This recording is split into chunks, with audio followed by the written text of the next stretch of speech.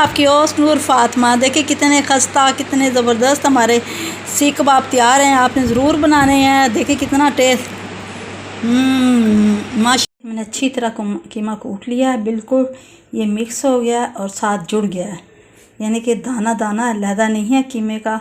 कीमे को मैंने इतना कूटा है वो मुकम्मल जुड़ गया है।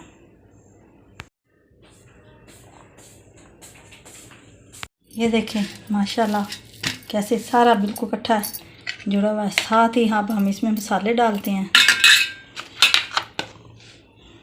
प्याज, सब्ज़ मिर्च, लहसुन, अदरक का पेस्ट, ये गरम मसाला है, लौंग, दालचीनी, स्याह मिर्च, ज़ीरा, इनको मैंने सारों को पीस कर रखा है तो ये अंदर डालते हैं।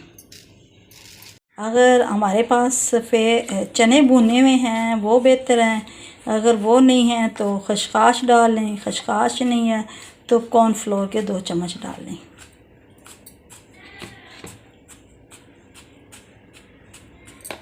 और नमक डालते हैं हस्बे ज़रूरत, जितना आप पसंद करते हैं,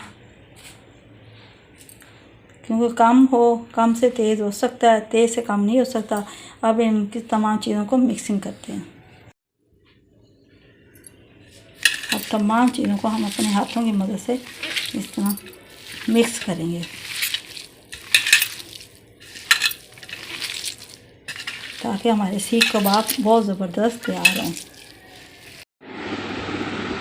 ये मैंने स्टिक लेके इसके अंदर ये डाल के इस तरह करके